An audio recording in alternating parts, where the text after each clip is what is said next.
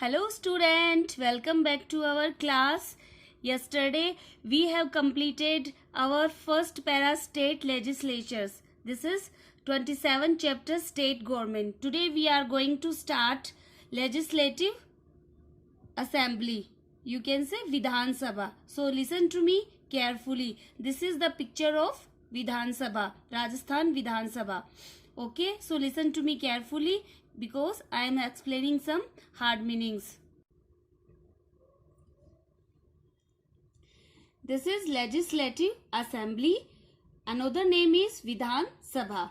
Okay, today we are going to discuss about the Vidhan Sabha. So listen to me carefully. Let's get started. The legislative means judicials. You can say Vidhai. Okay, legislative assembly is the popular house of the state legislature कि जो अपनी state विधायिका है, राज्य विधायिका है, उसमें जो पॉपुलर सबसे लोकप्रिय अगर जो असेंबली है वो लेजिस्लेटिव असेंबली है.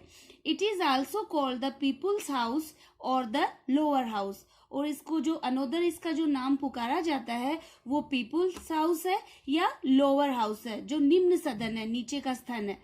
Its members are elected directly by the people. इसके जो members होते हैं वो peoples के द्वारा directly चुने जाते हैं.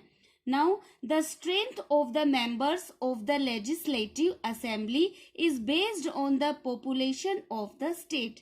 स्ट्रेंथ यानी पावर कि जो मेंबर्स की जो पावर होती है इस लेजिस्लेटिव असेंबली की इज बेस्ड यानी ग्राउंड, उसका जो आधार होता है on the population of the state, उस स्टेट की जो इनहेबिटेंट्स है, जो जनसंख्या है, उसके ऊपर उसकी आधारित होती है. The number of members differ from state to state. और ये जो इसकी जो मेंबर्स की संख्या होती है, नंबर होता है मेंबर्स का, वो अलग अलग स्टेट में अलग अलग होता है, डिफरेंट होता है. एक स्टेट ये नहीं है कि अपने जो 29 स्टेट है तो 29 स्टेट में नंबर ऑफ मेंबर्स इक्वल होंगे, नहीं. अकॉर्डिंग टू स्टेट उनकी जो नंबर्स हैं वो डिफरेंट होती है. Now first point we have to discuss about the method of election कि जो अपनी लेजिस्लेटिव असेंबली या विधानसभा है उसका इलेक्शन का मेथड या सिस्टम क्या है. So listen carefully. The members of the legislative assembly are chosen by direct election from single. कि जो members of legislative assembly के होते हैं वो चुने जाते हैं direct election के द्वारा from single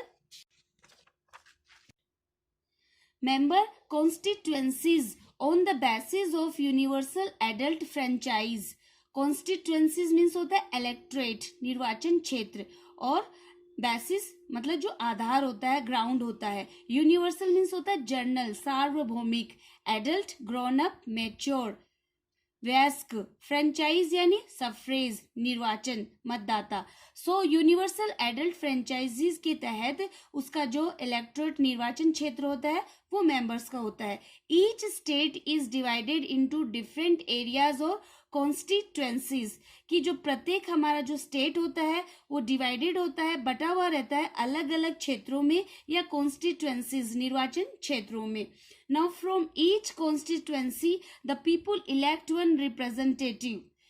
from each constituency कि जितने भी इलेक्टोरेट होते हैं प्रत्येक, वो लोगों के द्वारा चुने जाते हैं. वन रिप्रेजेंटेटिव, उसके अंदर जो लोगों का एक प्रतिनिधित्व है या स्पोक्स पर्सन होता है, who then becomes a member of the legislative assembly, जो कि लेजिस्लेटिव असेंबली का मेंबर्स बनाया जाता है. Members of the legislative assembly short form is MLA. Okay, remember this point. Now next point is candidates contest elections in the names of different parties. So now candidates contest elections in the name of different parties.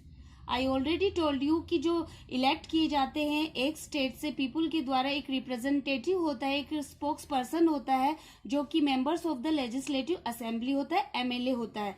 So now candidates contest means competition, you can से प्रतियोगिता, कि एक candidate का competition होता है election के अंदर in the name of different parties. और ये अलग अलग जो कॉन्टेस्ट होता है, कॉम्पिटिशन होता है, वो डिफरेंट पार्टी के द्वारा उसका नाम दिया जाता है. These MLAs therefore, और ये जो MLAs होते हैं members of the legislative assembly होते हैं, therefore means you can say however इस प्रकार, belong to different political party, और वो बिलोंग यानी उससे संबंधित होते हैं, पॉलिटिकल डिफरेंट पॉलिटिकल पार्टी से, अलग अलग राजनीतिक दलों से संबंधित होते हैं. So one question is put up, how do people who are MLA become minister or chief minister? अब हमारा ये क्वेश्चन उठता है कि किस प्रकार वो एक मिनिस्टर या चीफ मिनिस्टर बनते हैं. So let us see. A political party whose MLAs have won more than half the number of constituencies in a state. कि जो पॉलिटिकल पार्टी है और जिनके जो MLA होते हैं, अगर उनको more than half the number of constituencies, जितने भी इलेक्ट्रेट एरियाज होते हैं उनके जो इलेक्शंस होते हैं स्टेट के अंदर, अगर मोर देन हाफ जो उनकी सीटें होती हैं can be said to be in a majority. और हम कह सकते हैं कि जो भी पॉलिटिकल पार्टी है जिसका बहुमत या मेजोरिटी ज्यादा होगी, they can form A government. The political party that has the majority is called the ruling party. तो जो पॉलिटिकल पार्टी अपना मेजोरिटी रखती है उसको अनोदर कॉल कर सकते हैं ruling party. Ruling means decision party, जो सत्तारूढ़ पार्टी होती है. And all other members are called the opposition party. Okay, और जो दूसरे मेंबर्स होते हैं उनको हम कह सकते हैं resistance. Another word is opposition is resistance, means विपक्ष या प्रतिरोध जो पार्टीज होती है. Now next point is after method of elections. Second point is provision of reservation of seats, कि किस प्रकार वो जो सीटों का रिजर्वेशन होता है. So let us see. The constituencies provides for reservation of seats in the legislative assemblies for the schedule caste and schedule tribe. कि जो निर्वाचन क्षेत्र को प्रोवाइड्स की जाती है, इशू की जाती है, सप्लाई की जाती है फॉर द रिजर्वेशन, आरक्षण के रूप में सीटें की जाती है इन द लेजिस्लेटिव असेंबली. कि जो अपनी विधायिका सभा है उसके अंदर एक रिजर्वेशन, एक आरक्षण होता है और आरक्षण के रिजर्वेशन के अकॉर्डिंग उनको सीट अलॉट की जाती है, और वो होती है शेड्यूल कास्ट और schedule tribe. I know you all know about this. Now third point is nominations of the members of Anglo-Indian community. कि जो nominations होता है members का वो Anglo-Indian community होता है. Anglo-Indian community means, so my dear student, your answer is, ma'am, what is Anglo-Indian community? So my dear student, it means the term Anglo-Indian can refer to at least two group of people, those with mixed Indian and British.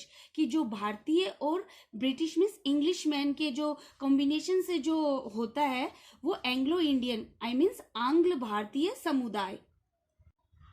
So Anglo-Indian community combinations या mixed with Indian and British. The governor can nominate. Nominate means propose. कि जो अपना governor होता है, अपना राज्यपाल होता है, वो propose करता है, suggest करता है one member of the Anglo.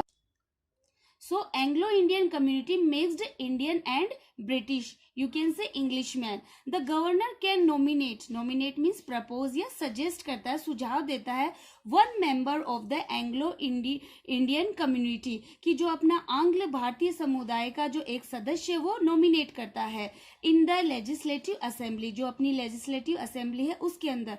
If he is of the opinion, अगर उसकी ओपिनियन हुई, उसका सजेशंस हुआ, उसका विचार हुआ that the Anglo-Indian community is not adequately means होता है satisfactory, जो पर्याप्त रूप से, कि represented in the legislative assembly. कि वो ऐसे आंग्ल भारतीय समुदाय का एक मेंबर चूज करते हैं कि जो is not adequately, जो satisfactory नहीं होता, पर्याप्त रूप नहीं होता, represented, कि जो legislative assembly में प्रतिनिधित्व करने के लायक नहीं होता, तो उसको वो accept नहीं करते. So my dear student, remaining part we will discuss in our next video. Okay, you have to write word meanings in your fair notebook. Till now, have a nice day.